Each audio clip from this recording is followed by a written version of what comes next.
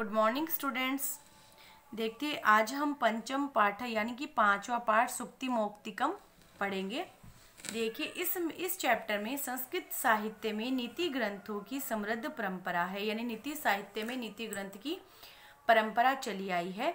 इसमें सारगर्भित और सरल रूप में नैतिक शिक्षाएं दी गई है। जो हम यहाँ पे पढ़ेंगे इसमें हमें नैतिक शिक्षाओं का ज्ञान होगा, जिनका उपयोग करके मनुष्य अपने जीवन को सफल और समृद्ध बना सकता है।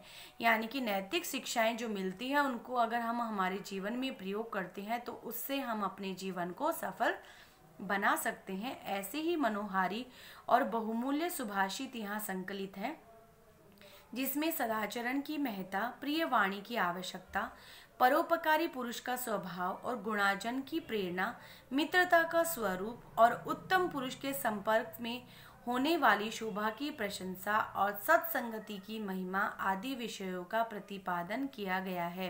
नैतिक शिक्षाएं इसमें बताई गई हैं कि कौन कौन सी है, किन किन गुणों को हमें अपने जीवन में अपनाना चाहिए। अब देखिए इसमें फर्स्ट पैराग्राफ दे रखा है, फर्स्ट श्लोक है, मनुस्मृति से लिया हुआ है। व्रतम यत्नीन संरक्षेदम वितमेति च याति च अक्षीणो विततः क्षीणो व्रतस्तु हतो हत। अब देखिए इसमें व्रत का मतलब होता है आचरण, यत्नीन का मतलब होता है प्रयत्न पूर्वक, संरक्षेद का मतलब होता है रक्षा करनी चाहिए, वितमेति का मतलब होता है धन आता है, च का मतलब और, याति का मतलब होता है चला जाता है, च का मतलब होता है और, अक्षीणों का मतलब होता है नष्ट हो जाना, विततः का मतलब होता है विततः होता है धन, और क्षीणम का मतलब होता है नष्ट होने पर। अब देखिए हतो हतः होता है पूरी तरह से नष्ट हुआ या मर जाने के समान। अब इसका हम जब इसका पहले हिंदी अनुवाद करेंगे तो लिखेंगे व्रतम यत्नेन संरक्षेतम वितमेति च याति च अक्षिणो विततम क्षीणो वस्ततु व्रत वस्तु हतो हत।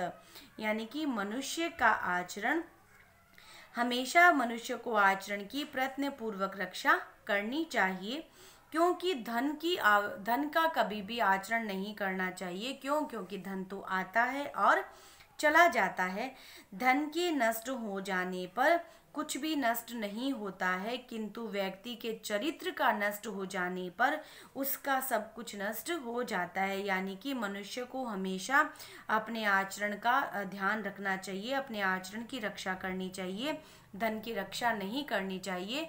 क्योंकि जब मनुष्य धन की रक्षा करता है तो धन तो आता जाता रहता है, लेकिन एक बार अगर व्यक्ति के आचरण पे दाग लग जाता है तो वह कभी भी दोबारा उसी प्रकार की इज्जत को प्राप्त नहीं कर सकता है। इसलिए हमें हमेशा अच्छे आचरण का ध्यान रखना चाहिए।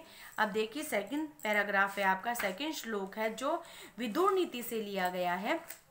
इसमें बताया गया है श्रूयताम धर्म सर्वस्य श्रुताम चेवा वर्धायतम आत्मनम प्रतिकूलानि परेशाम न समाचेरतः। अब देखिए श्रुताम का मतलब होता है सुनो, धर्म सर्वस्व का मतलब होता है धर्म के सार को, च का मतलब होता है और, श्रुत्वा का मतलब सुनकर, श्रुत्वा का मतलब होता है सुनकर, चेवा अवधार्यताम का मतलब होता है धारण करना, आत्मनम का मतलब होता है अपने, प्रतिकूलानी का मतलब होता है अनुकूल नहीं है जो, परेशान का मतलब होता है दूसरों के साथ, न का मतलब होता है नहीं, और समाचेरता का मतलब होता है व्यवहार करना चाहिए। अब एक साथ इसके पूरे का अनुवाद देखेंगे कि धर्म और कर्तव्य के सार को सुनना चाहिए, धर्म और कर्तव्य के सार को सुनना चाहिए और सुनकर उसको अपने व्यवहार में धारण करना चाहिए, व्यवहार में लाना चाहिए। अपने विपरीत यानी कि जो अपने से उल्टा जो आचरण करता है या दूसरों के साथ व्यवहार में नहीं लाना चाहिए। हमें हमेशा गलत आदतों को अपने व्यवहार में नहीं लाना चाहिए। क्योंकि आशय यह है इसका कि व्यक्ति जिस कार्य का आचरण करता है वह अपने लिए ठीक समझता है, उसे वैसा आचरण दूसरों के साथ नहीं करना चाहिए। हमें हमेशा दूसरों के साथ भी वैसा ही आचरण करना चाहिए जैसा हम अपने साथ दूसरे करते हैं, उसको चाहते हैं वैसा ही हमें दूसरों के साथ आचरण करना चाहिए।